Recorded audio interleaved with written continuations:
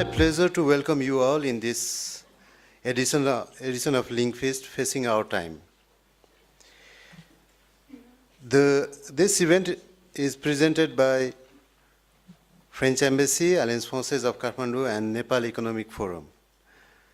Without further delaying, now in order to start formally our program, I would like to kindly request His Excellency François Xavier Léger come on stage to say his opening remarks. Thank you very much.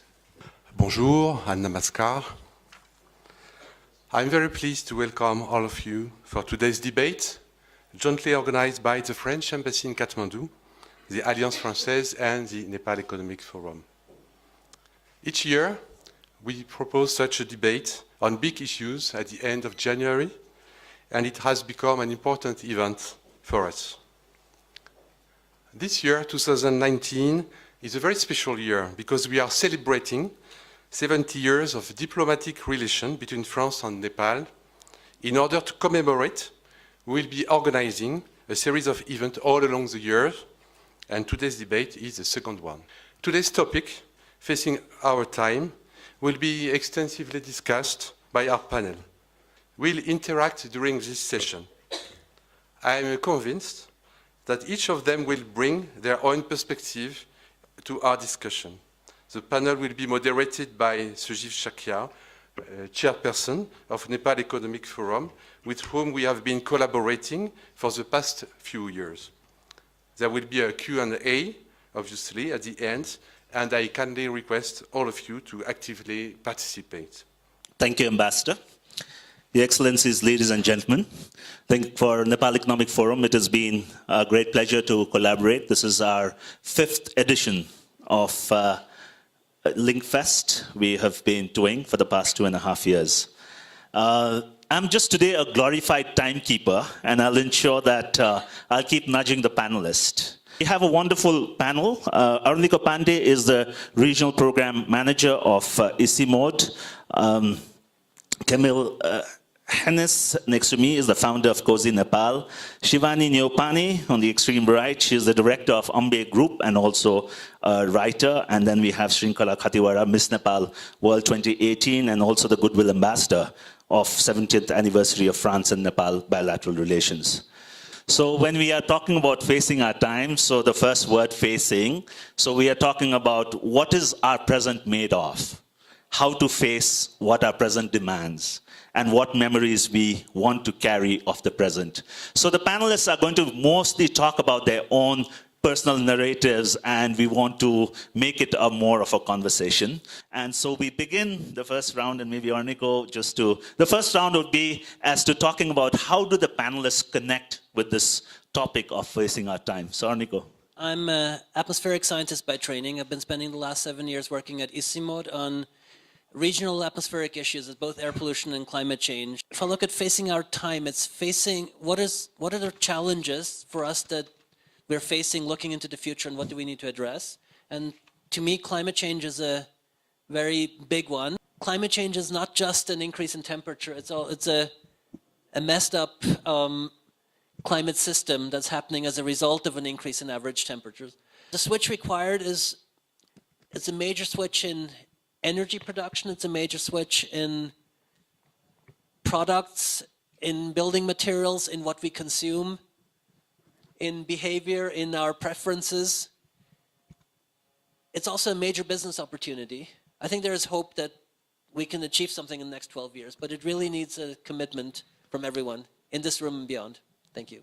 Thanks, Arnico. I think the big word I'm just taking away is switch. So be ready to switch to that mode in the next round as we talk about switch. So our next speaker, your opening remarks, Camille. Hello, everyone. So I'm Camille. I'm one of the co-founders of Cosy Nepal.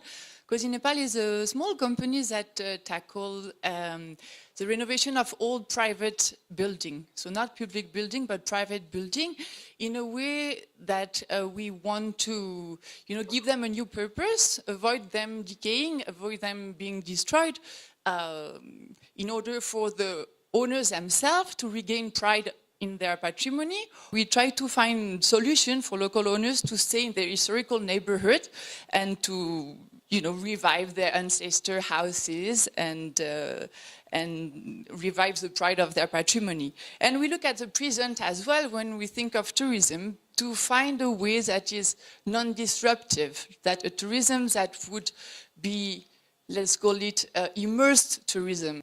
Hello, everyone. My name is Shiwani Neupane, and I'm a director at Ambe Group. We are involved in a lot of manufacturing industries, but I look after the instant noodle division of the business right now. I'm also a published writer. I've written 2 books. Both are fiction. I was a past life journalist. I don't do reporting anymore, but I'm still a political opinion maker. A political analyst, that's another word I use. I want to talk about how we as young people consume media, how we as a nation that's growing want to use technology as our economy grows. Facing our time for me also means dealing with issues of having multiple jobs, multiple careers, multiple professions, and what does that mean as a generation? Because I find that it's not just me, but many people in my generation who are dealing with the similar issues of identity. So. Hello everyone, I'm Shrinkhala Khatiwada. I am Miss Nepal World 2018, and I'm also very privileged to be the Goodwill Ambassador of the Nepal-France friendship relationship of 70 years. So sitting here, as Sujeev mentioned, as a youth icon, I would love to talk about how the youth of today, the Nepali youth of today view the ongoing scenario of our country, how optimistic they are about the ongoing political and economic changes, how they are viewing social media, like Shiwani said, and how social media has been shaping our lives. I would also like to talk about equality, education, and how the youth of today are slowly growing into becoming more socially active, and how they really want to give back to the community. In terms of, you've represented Nepal, you've taken Nepal, so you've been on the global stage. So what does it mean? And as a youth icon, what do people look up to you for? What are some of the interactions you're having? What is the world you're getting into? And just to relate to some of your opening remarks, maybe we can start that thread and then take the conversation ahead. What I've realized is that once you are at a public platform, whatever you do or say has this tremendous scope of reaching out to thousands and even millions of people. So for me, to represent Nepal and then to be sitting here as someone who is a public figure, I believe that whatever I say or do can make tremendous impact, and that's what I've been trying to do. So what could be some of the switches she can influence, or what are some of the switches you are thinking of in terms of what we want to change, or what can change as we stare at 2030 and we stare at the impact of climate change? Well, I think if we stick to Nepal perspective, sure.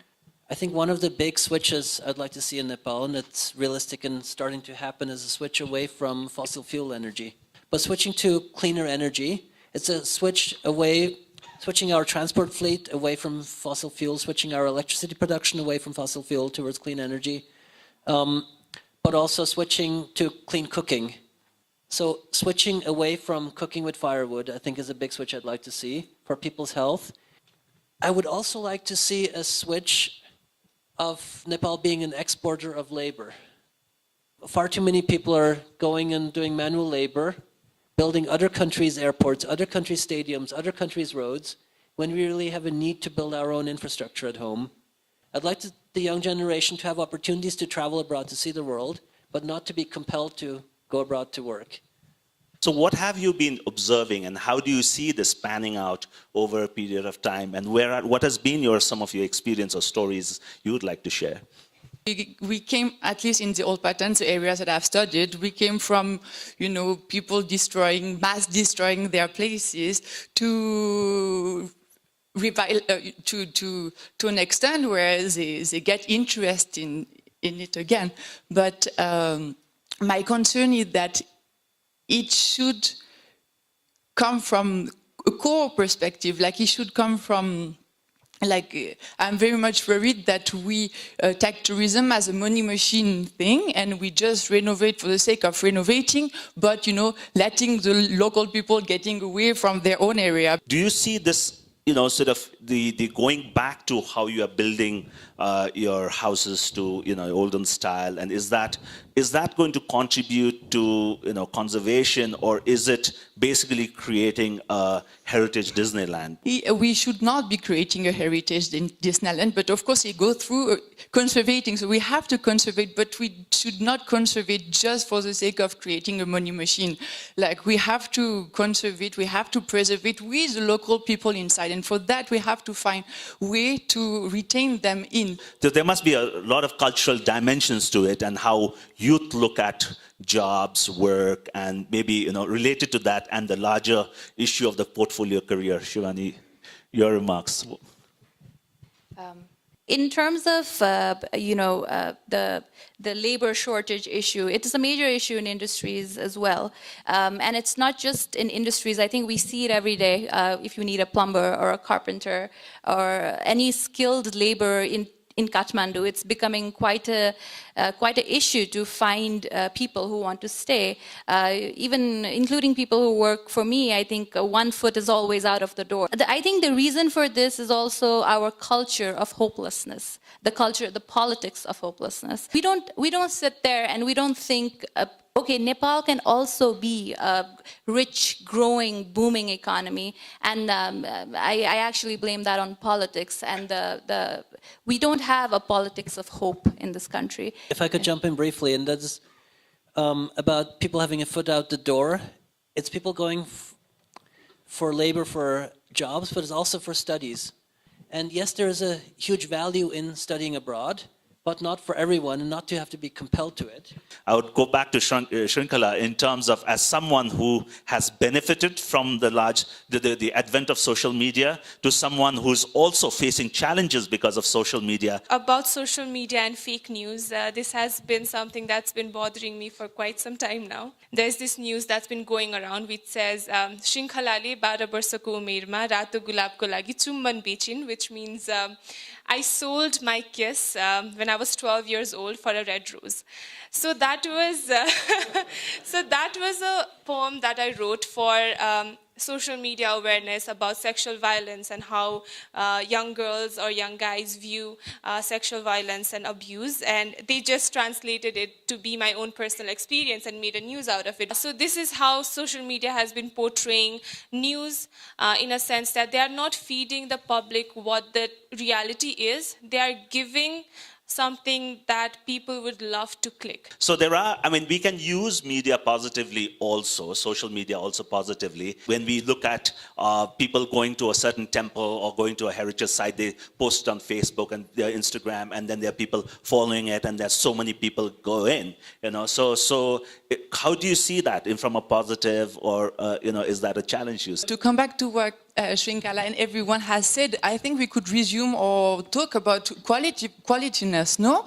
So me, as far as I'm concerned, look at quality accommodation, fewer but better.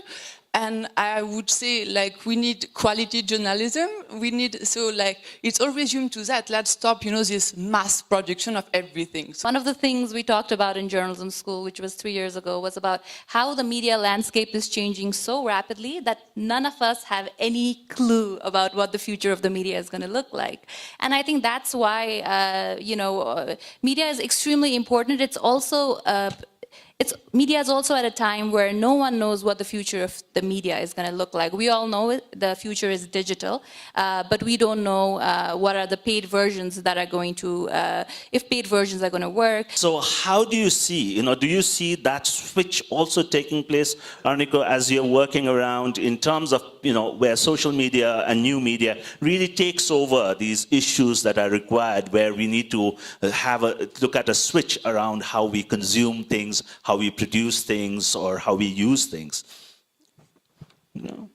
Well, I think for things that change relatively slowly, like the climate, it is difficult to capture momentary attention. I actually wanted to get back to another point also related to social media and to people's ability to create content. Yes, there's a certain amount of it that's fake news and things like that, but and I think what is missing is for the public and for journalists to learn how to filter what is correct news and what is not. But I think that there's a certain power to being able to create content, put it out for the world to see. So what, one is the quality side of it. What are some of the things we can do around this? Any thoughts you have, or any thoughts, any of the stuff you are doing relate to this? Yeah.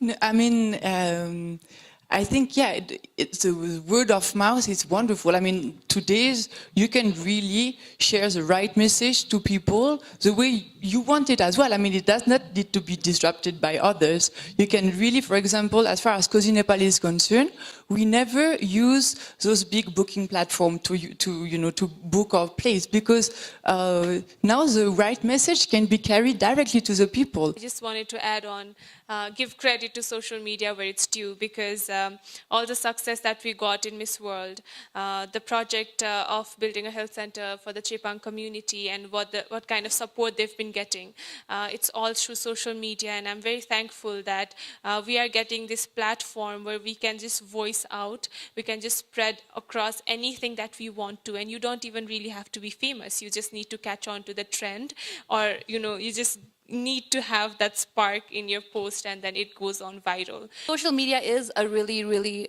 powerful force for people to decide where they want to go to next.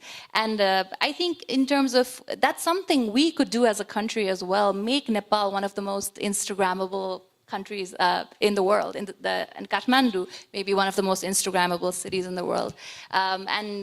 This is where I feel really sad, because our government is not as forward-thinking. We only come up with these ideas once somebody else has done them. Before we move out, if anybody would like to have a few minutes of intervention on the issue, their thoughts around inequality in terms of gender. There are multiple facets to this inequality, but since I thought this, when we are looking at facing our time, because that's also related to the impact of climate change, the impact of how we would do business and how we choose our careers. So anybody would want to take up? Yeah, Shrinkhala, you want to start off? Yeah.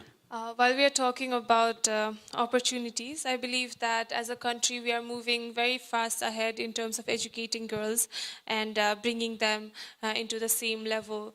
We do have the remnants of the history of hundreds of years of patriarchy, but we are getting there. But when we talk about opportunities, there are these tiny societal constraints that's been hindering the growth of the women in our country. Our society is still not accepting of a woman who says that I don't want to marry, I want to continue with my career. If a woman says that I don't want to have kids, then she's looked upon as someone who's trying to destroy the society. I think to beat the issue of inequality, foremost we have to think about how are we going to educate Nepali people around the country. And the second thing is access to finance. And that is, I think, the greatest problem to get out of this situation of inequality. Okay, as I want to put you in a spot, for somebody who is looking at Nepal as an outsider who's come in and trying to get into Nepal, how do you look at this whole issue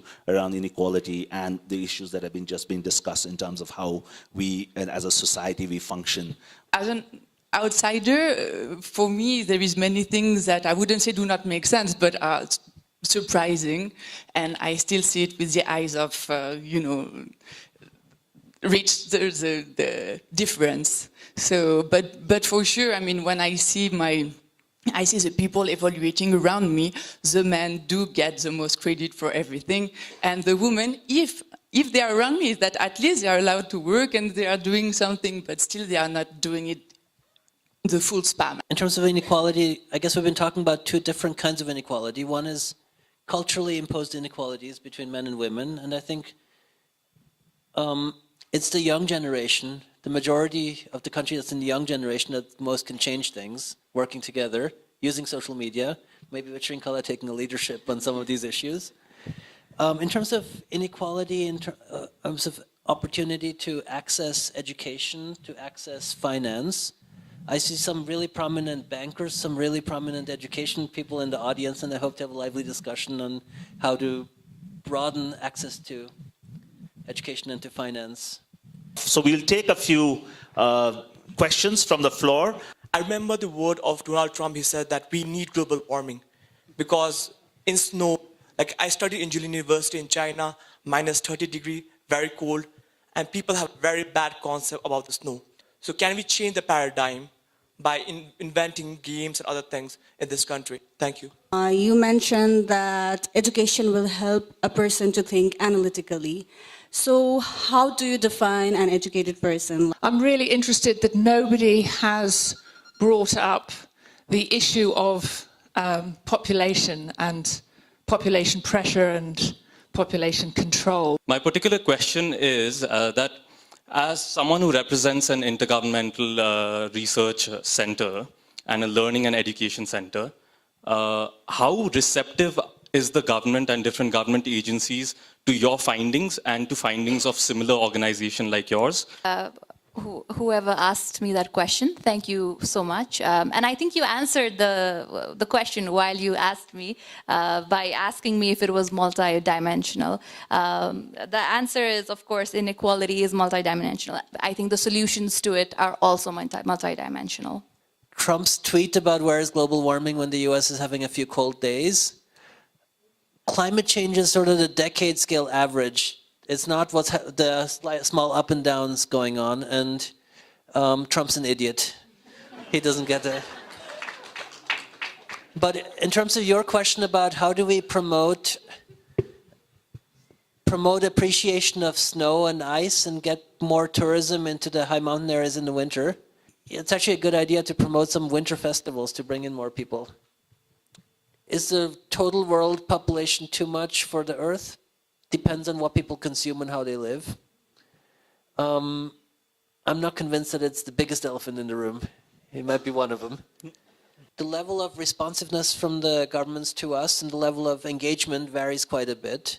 Within the limitations of how governments function, I'm actually pretty pleased with our interaction with the governments. Thank you. Like Arnico said, Full Choki barely got any snow, and then we had traffic jam because it's accessible, and Kalin Chowk is getting all the tourists because of easy access to the place. So it's all about access, and if we can just provide access, accommodation, and activity to the place, then the tourism will surely be booming. The way we post just to gain followers and how we try to idolize our lives, which in fact we all have our ups and downs. This has been affecting a lot of people. So that's what I'm trying to do. I'm trying to not be the ideal person. I try to portray what's real in my social media account so that people can view like, oh, okay, Miss Nepal is as normal as we are, so it's all right.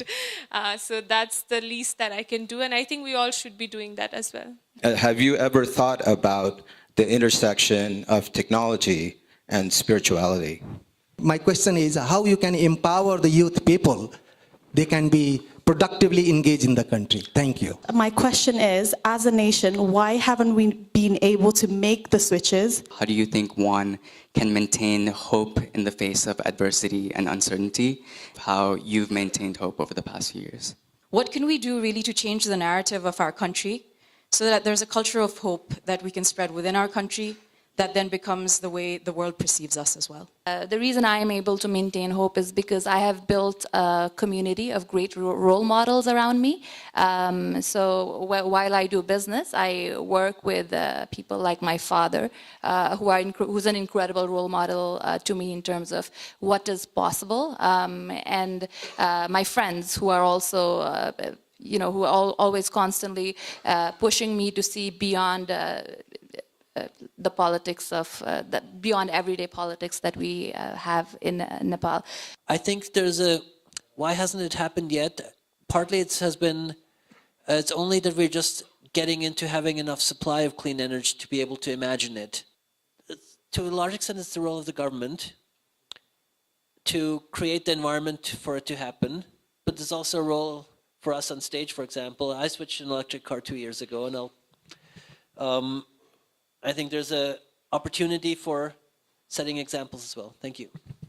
when we talk about education, we teach them B.Ed, ISC, these subjects that thousands others are studying as well. And so the difference that we need to make is teach them something that they are good at. Teach them agriculture, teach them fishing, teach them farming, teach them something that's been handed down to them through generations and generations, and that's what they can take a lead on, and that's how they can grow. If from an outside perspective, full of potential, and especially if you tackle grassroots, if you tackle citizen itself, like individuals. If you look at individuals, there is so many things that is possible to be done, and so many things that is happening. So I think we should just rely on us and do the thing. Our time of consumerism. What is it doing to social media? What is it doing to climate? What is it doing to our culture and society? What is Nepal good at? Why are we not focusing on what people come here in millions to see, and rather it seems like we're constantly trying to innovate and reinvent and rebrand ourselves to provide what the world wants. Yeah, I'll just answer the question about French tourists. I would say that just, send more Nepali people to Alliance. So like they learn French because we are very bad in English. And I think it would make people more secure to know that they have a large French-speaking auditorium. So yeah, that's all. Thank you very much for inviting me today. And it was a pleasure to share that time together. I think we need to really focus on tourism, and that I really, really, really believe is what our country needs right now, and we need to catch that one track. Yeah, I'm very privileged to be sitting alongside such influential people on the stage, and thank you so much for all the amazing questions and for listening to us. And this was definitely an eye-opener for me as well. I learned a lot, and I hope these kinds of events get a lot of space in the future. Thank you so much. I think Nepal is and should be good at many things, but more so, we have such a diverse landscape, such a diverse country, as you just mentioned. I think different places should be good at different things, and when we need clarity about it, not the same kind of urbanization throughout the country. Going back to my previous point on having role models, I think even in Nepal, if we start building companies and start building like a new startup, like Camille's startup, Cosy Homes, is a great example of preserving Nepali ethnicity and Nepali identity, Newari architecture. Thank you all very, very much for being here. It's really amazing to see a houseful audience who's really engaged with the conversation. And I'm also really thankful to all the incredible panelists here. I've learned so much from just being a part of this conversation today. Conversations like this has to also be time-bound, and that's what I enjoy moderating. Thank you all to panelists, and a big round of applause to the panelists. And I think Pauline would come and make the closing remarks. We would like to thank all the panelists for sharing their inspiring thoughts. Shiwani Neupane, Arnico Panday, Shrinkhala Khatiwada, and Camille Hanesse. Quality as a solution to face our time could be a quote to remember from today's discussion, among many others. Many thanks to the Nepal Economic Forum for your ideas and great cooperation in preparing this event with the French Embassy to Nepal. I would also like to thank Hotel Himalaya and my precious team of Alliance Française Katmandou for the organization. Thank you all for attending today's discussion. You can keep an eye on Alliance Française Facebook page. We don't share fake news, but we will inform you about the next event we will organize for the 7th anniversary of friendship between France and Nepal. Merci, Danya Batz.